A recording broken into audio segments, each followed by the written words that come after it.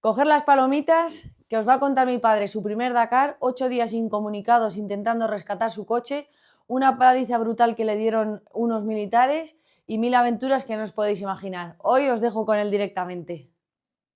1996, mi primer Dakar. Corríamos con Toyota 4Runner, Joan Pujolar y yo. Mónica tenía 3 meses y rompimos cerca de Chon, en Mauritania, cerca de la vía del tren. En aquella época la organización te rescataba a ti, pero el coche no lo rescataba. Como no teníamos dinero para hacer el seguro, porque lo típico era hacer el seguro, si tenías un problema grave, tú incendiabas el coche y cobrabas el seguro.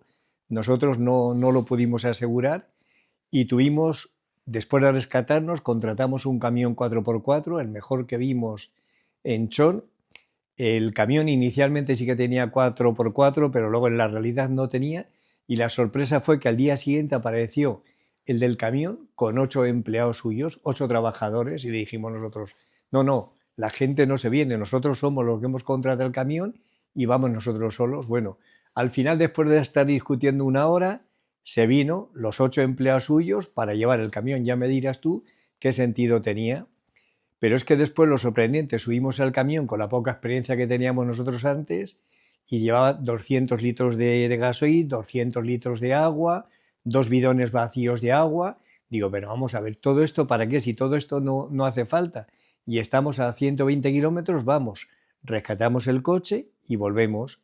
Por cierto, en aquella época, para hablar con la familia, lo único que existía era un teléfono militar, que tú ibas allí, tú dabas el número de teléfono, empezaban a marcar con un cronómetro y recuerdo que costaba 5.000 pesetas el minuto. Y yo llamé a casa, dije, oye, no te preocupes, hemos roto, en un día, 2 días os llamaré, pero vamos, dije 2 días por ser precavido. Cogimos agua, cogimos raciones energéticas, pero pensando que como mucho íbamos a tardar 2 días.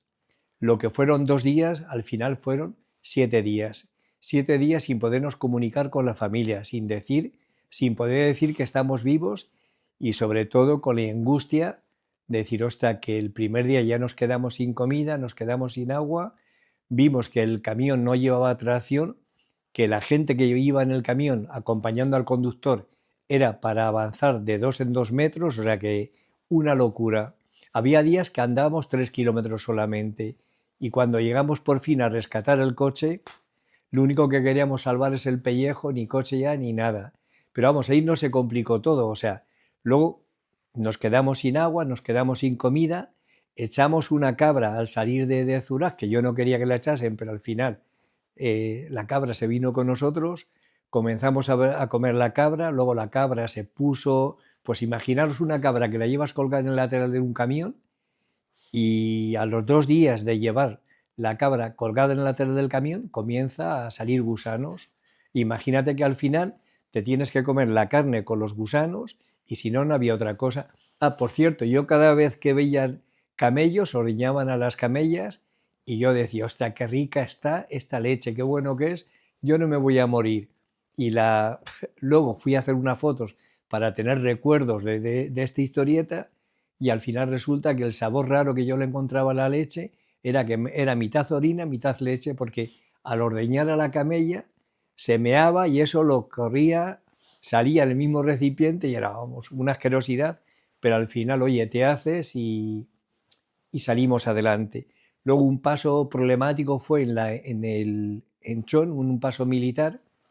Nos preguntaron si teníamos dinero, dijimos que no llevábamos dinero y pues nos hicieron desnudarme, a mí me pillaron el dinero en los calcetines y a cambio de eso me pegaron una paliza y encima nos quitaron el dinero.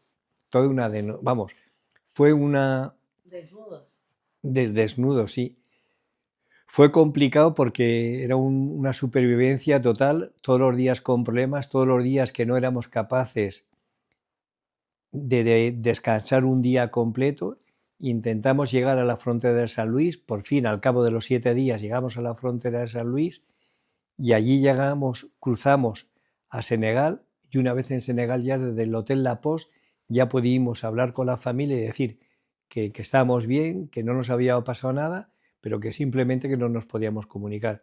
Fue un año con mucha tensión y más historietas que si no se alarga mucho y no puedo contar, pero fueron días muy complicados de supervivencia realmente.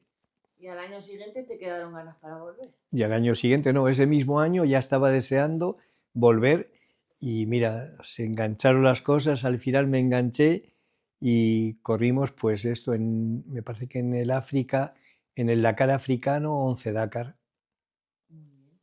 Y luego cuando terminó el Dakar, que a mí lo que me gustaba era África, porque cuando el Dakar se marchó a Argentina, yo no estaba de acuerdo con correr el Dakar en Argentina, porque pensaba que ese no era el espíritu del Dakar, y entonces comenzó el Africa Race y comenzamos a correr el Africa Race.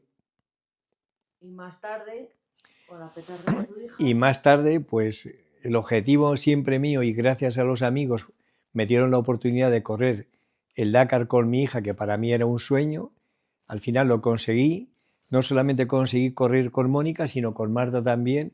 Y mira, y ahora todavía tengo la ilusión de poder correr con ellas, que corran ellas solas y yo siguiéndolas, o correr los tres en un camión, que es nuestro objetivo ahora.